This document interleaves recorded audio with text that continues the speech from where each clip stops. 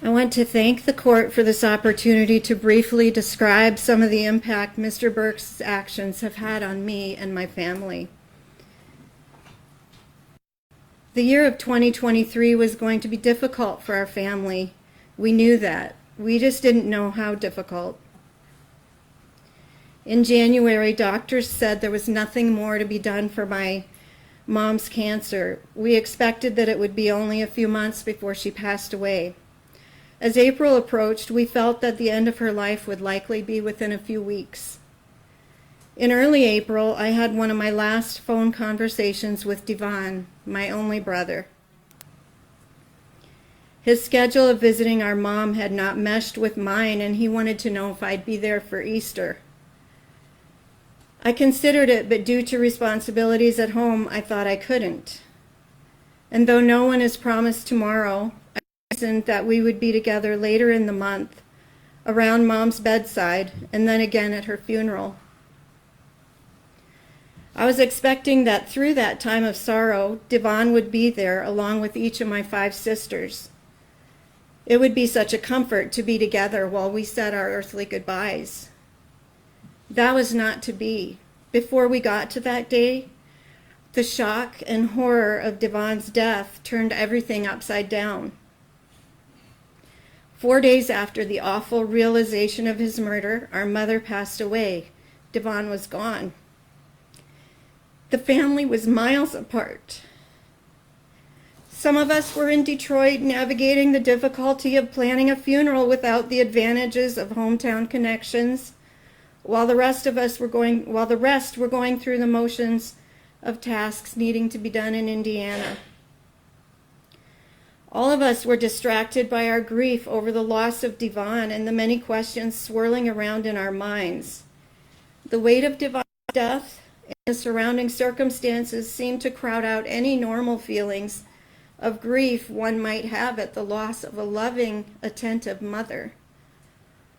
That brought some feelings of guilt, and still does to this day. It was as if I could not do what I wanted to do for her and what I felt she deserved. Tears, sleepless nights, confusion, and questions were the new reality in the early days after Devon's death. Difficulty concentrating on certain things was a problem for a long time.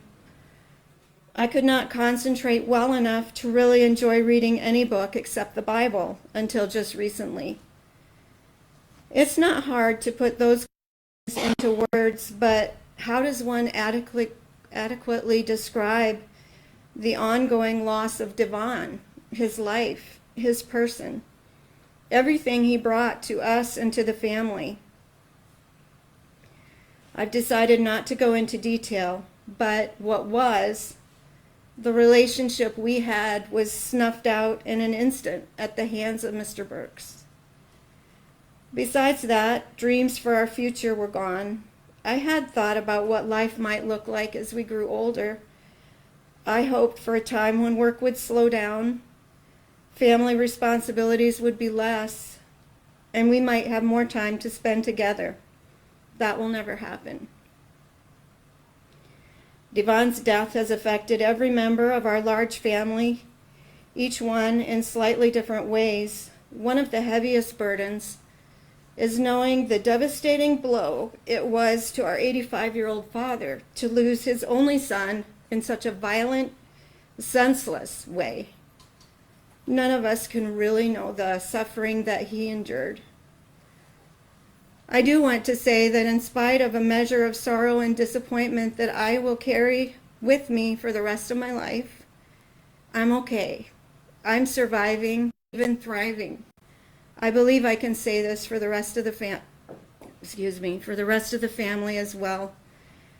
This is possible because of the love of our Lord Jesus Christ, who was with us every step of this difficult journey. I read something from the Bible the other day that perfectly describes it for me. Psalm 31, verses 7 and 8.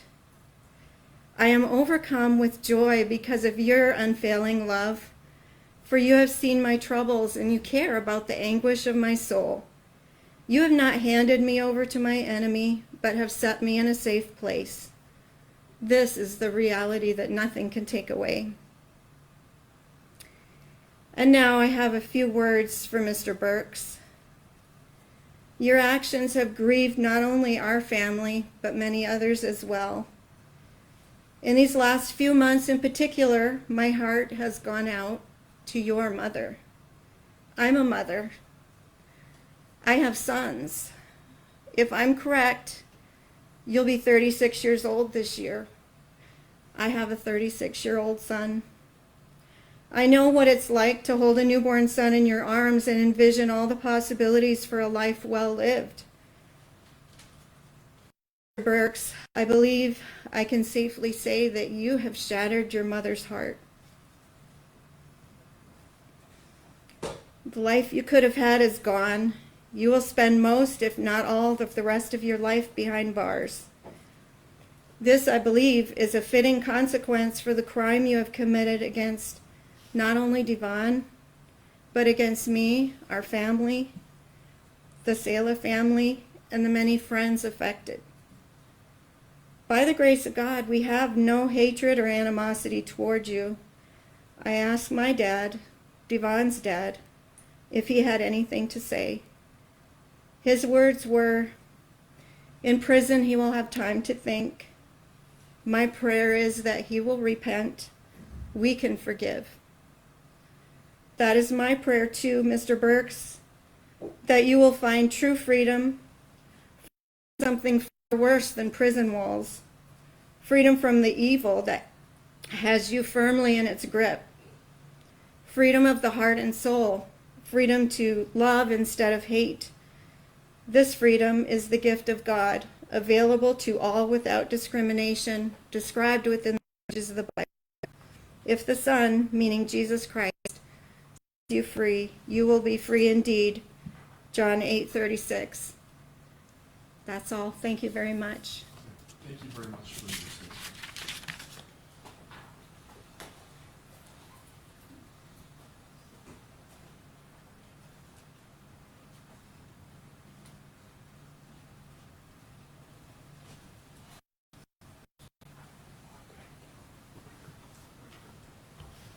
Good morning, sir.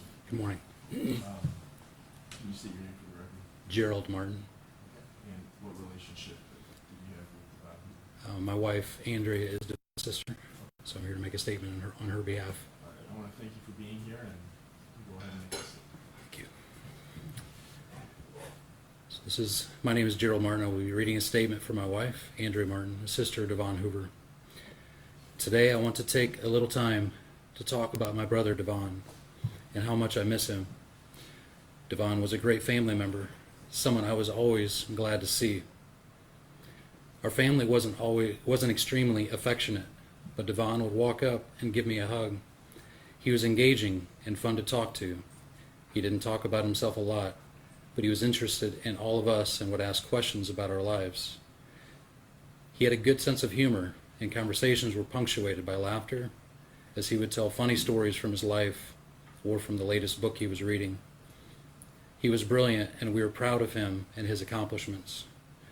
He would join enthusiastically in any activity our family was doing, whether it was eating a slice of homemade pie, playing Monopoly, or frisbee football, building sandcastles on the beach, or singing hymns. Devon was a hard worker and would jump in to help with whatever needed to be done. During hard times, he called to see how he could help or offer his expertise as a doctor. He really cared, and he was so kind. He was an amazing friend to many. It's hard to put into words what he meant to our family, or the sense of loss we feel now that he's gone. Our family will never be the same. We have experienced the shock of his death. We've cried many, many tears. We were thrown into planning 2 funerals at once, since her mother died 4 days after Devon. I've gone through more stress and exhaustion than ever before. Grief pops up in so many ways, often unexpectedly and at inopportune times. We had to leave our children behind as we made numerous trips to Detroit to take care of Devon's estate. Personally, I have a lot of anxiety. There's an ache in my heart as I remember Devon and think about what could have been. In spite of all this, I know I'm going to be okay. Jesus is with me, and he's promised to never, ever leave me. I know his promises are true. He brings me peace as I wrestle with my fears. Just as Devon beautifully restored his home room by room, Jesus is restoring my soul. I am a work in progress, and Jesus has promised to complete his work in me. Desmond, I forgive you. I will not hold bitterness and hatred in my heart toward you for the evil you have done. My wish for you is that you can know Jesus. He says in the Bible that anyone that commits sin is a slave to sin, and this includes all of us because we have all sinned. Please turn away from your sin and come to Jesus. He can make you into a new person. He can give you a new heart with new desires, and you can be free on the inside even though you are in prison.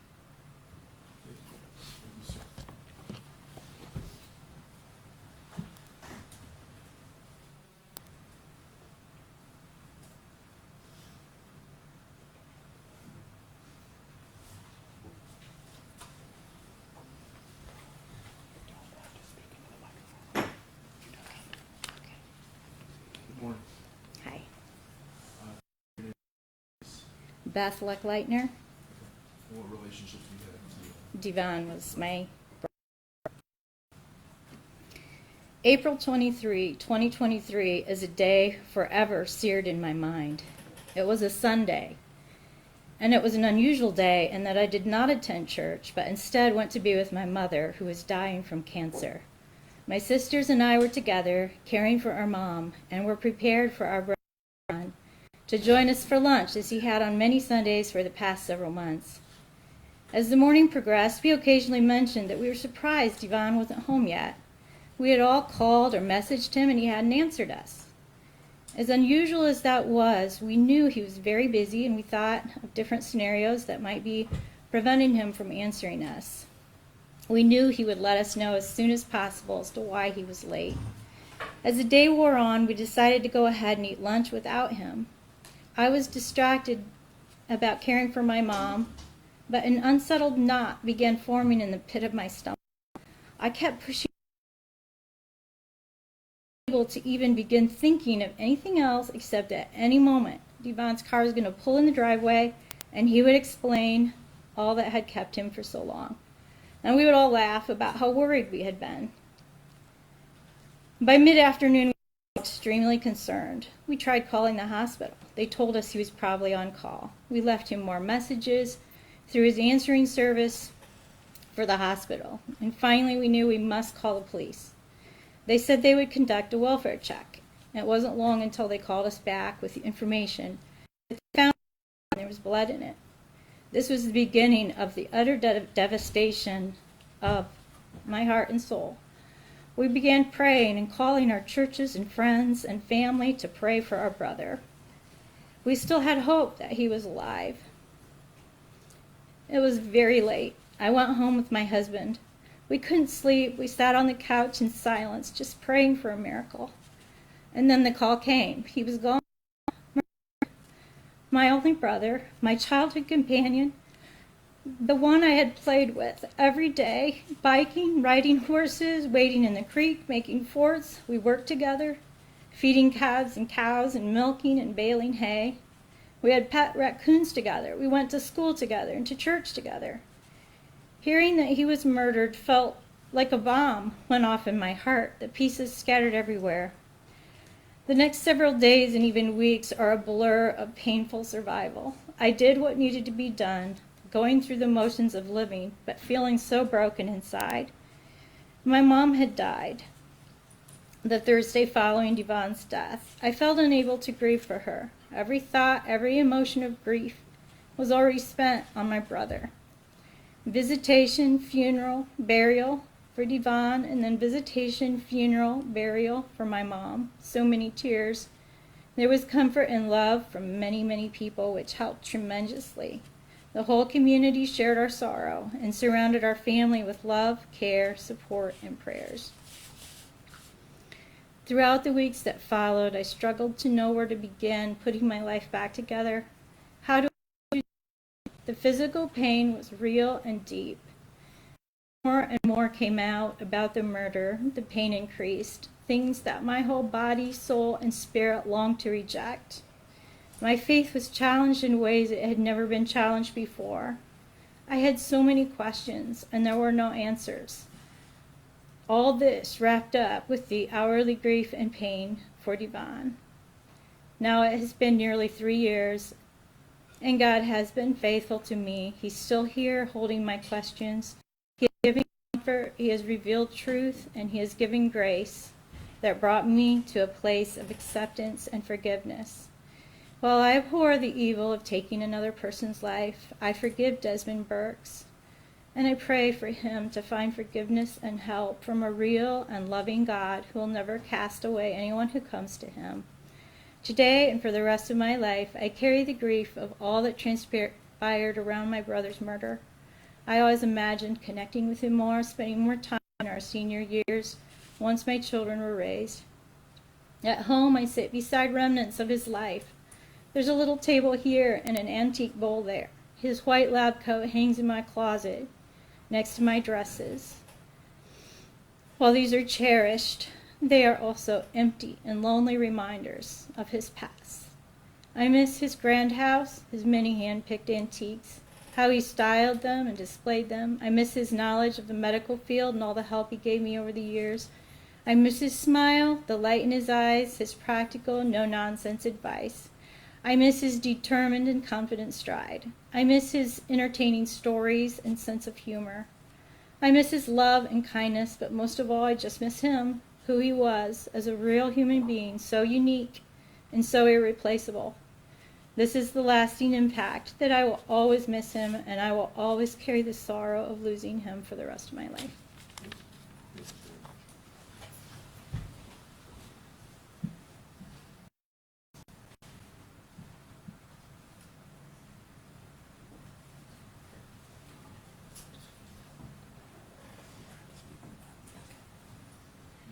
Morning. Can you state your name, please? Lori Hoover. How are you related to Devon? He is my brother. Thank you. Thank you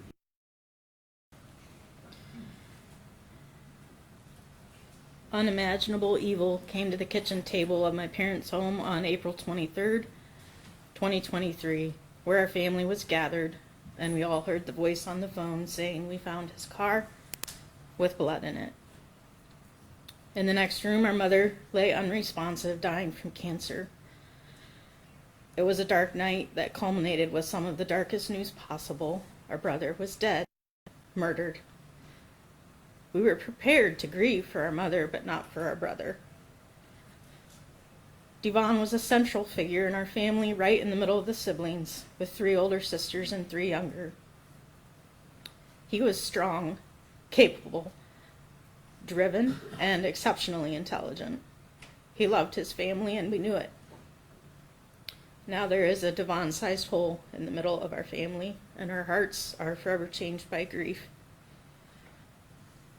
Devon accomplished much in 53 years, and he would have done so much more. He wanted to take each of his sisters and their spouses on a trip to Europe.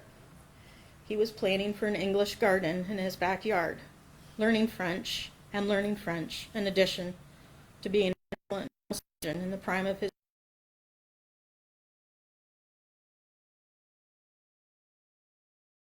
Desmond Burks is responsible for our grief, our loss, and all that will be. How shall we go on without our brother? We don't really know. But we do know a God who said, "Come to me, all you who are weary and heavy laden, and I will give you rest." We have found rest in the one who carries our grief and sorrow. We go on with forgiveness. Desmond, I do forgive you because I have also been forgiven of much. Jesus is a light that shines in the darkness, and the darkness cannot overcome it. I pray that you will turn to him and find rest for your soul. And we go on with hope, believing one day all shall be well. On that day, God himself will wipe away all tears from our eyes, and there will be no more death, neither sorrow nor crying, neither shall there be any more pain, for the former things will be passed away. Thank you. Thank you. Thank you.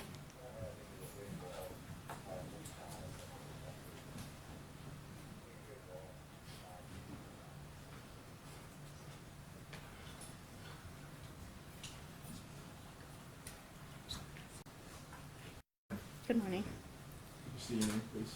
My name is Linda Hirschberger. Okay. And relationship with Devon. Devon is my brother. Okay. Thank you for being here. Go ahead. Thank you. My sister said a lot of what I was going to say, so if it's appropriate, if I could talk to Mr. Burks. You can direct your comments to me, but obviously you can say what you want, okay? Okay. So I just wanted to say, Mr. Burks, that like my sister said, in April of 23, it was like this bomb went off in our lives, and it was just this, like they said, a giant Devon-sized hole that will never be filled. And in the 3 years following, we have these ripple out effects. And like my sister stated, there's so many things that are we just miss, and it's the biggest loss is Devon. But I think that like some of the ripples that are the hardest are the fact that it happened right in the most painful time of our lives. And I don't know if you know that, but like that's been the thing that's been hardest for me to forgive you for, is that when we could have used Devon the most, he was the strength of our family, and he was the one who would have known how to help our mom get from living to passing and how to take care of her pain. And we needed him so desperately in that moment, and he wasn't there. And he and my mom were the strength in our family, and to lose both of them in 1 week was just astronomical. I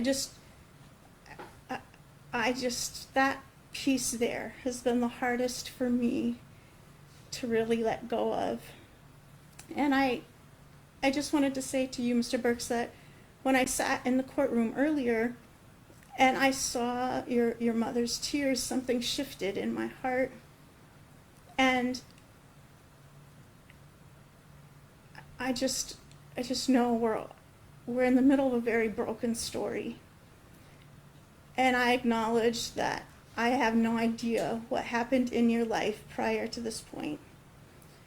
And so all the giant things that I'm losing of my brother, all the ways that I miss him, all the desires that I wish, my sister stated everything I was going to say about what we were hoping for, all that.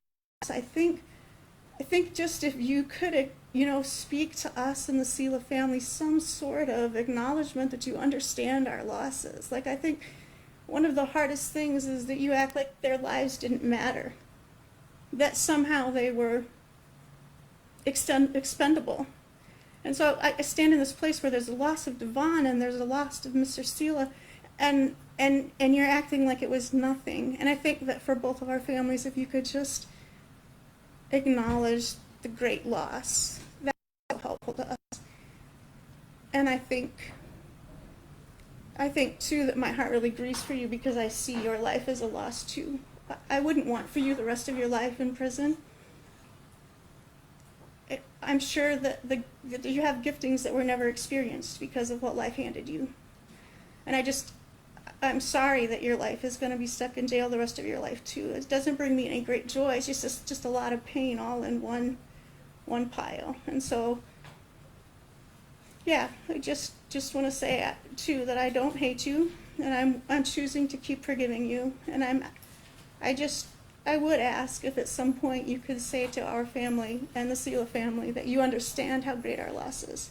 That would be really meaningful to us.